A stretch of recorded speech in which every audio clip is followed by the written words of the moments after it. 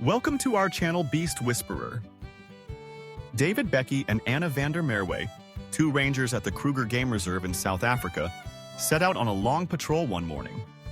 They had gone far from the center and knew they wouldn't be able to return in time for their usual break and lunch. The sun was scorching hot across the savannah, but the shade of a large old tree offered rare coolness. The two decided to rest beneath it, taking advantage of the brief silence between tense patrols.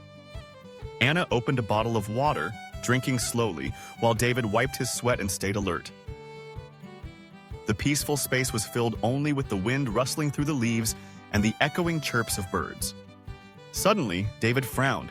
He heard a faint moan, soft and lingering. Immediately, he raised his hand to signal Anna to be quiet, straining his ears. The sound came again from the bushes, sending their hearts racing. From the shrubs stepped a leopard, its body covered with open wounds, its fur ragged and dusty. It looked as though it had just survived a brutal fight.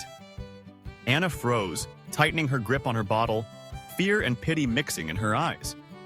David's hand moved cautiously toward his tranquilizer gun, ready for danger. But something was strange. The leopard didn't roar or act aggressive. Instead, it groaned weakly, its tired eyes gazing at them as if pleading for help. That desperate look pierced Anna's heart. David whispered, "It won't attack. Keep watching." The leopard stopped just a few meters away before collapsing onto the ground, trembling and breathing heavily. Its chest rose and fell violently, its eyes half closed but still fixed on the two rangers. Anna realized this was not an enemy. It was a life begging for survival. With a deep breath, David prepared to act. "We don't have much time. If we delay, it may not wake again," he whispered. Carefully, he lifted the tranquilizer gun, aimed at the leopard's shoulder, and fired. A soft pop echoed, and the leopard let out a faint groan before its eyes slowly closed and its body went limp. The two rushed over, hearts pounding. Checking its breathing and pulse, relief washed over them. It was weak, but alive. They quickly lifted it onto a special stretcher, placed it on their emergency truck, and covered its wounds with clean towels to reduce infection. As David drove with determination, Anna sat close to the leopard, ready to respond if its breathing faltered. The road was bumpy and tense, every minute stretching into an eternity. Finally, the Kruger Veterinary Center appeared. A medical team rushed out, immediately taking the animal into the brightly lit clinic. The lead veterinarian examined it and muttered, "Likely wounds from a territorial battle." They carefully cleaned and stitched every deep gash, working tirelessly through the tense hours.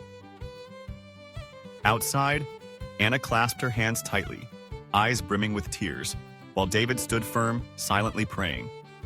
After hours of intense treatment, the doctor finally announced, "The treatment was successful. Now we wait for recovery." Placed in a resuscitation cage, the leopard's condition was monitored closely. At first, it was barely clinging to life, but by the afternoon, its breathing steadied. The next day, it even accepted a small piece of fresh meat. Anna whispered through happy tears, "It's fighting again." Days passed. With regular visits from the rangers, the leopard's health improved. A week later, it was moved to a semi-wild enclosure to retrain its instincts.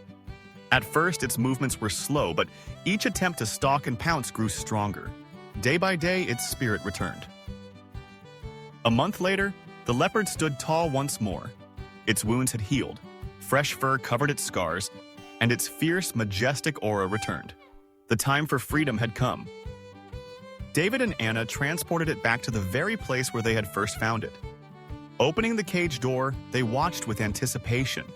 The leopard stepped out slowly, breathed deeply the wild air of the savannah, then turned its head. Its eyes glimmered with a silent gratitude before it dashed off into the vast grasslands, free again. The two rangers exchanged relieved smiles, their hearts swelling with pride. They had not only saved a life but returned a warrior to its rightful home, nature. And that's the beauty of compassion in the wild. If you enjoyed this story of courage and survival, don't forget to like the video, subscribe to Beast Whisperer, and press the bell icon so you never miss more incredible animal rescue stories.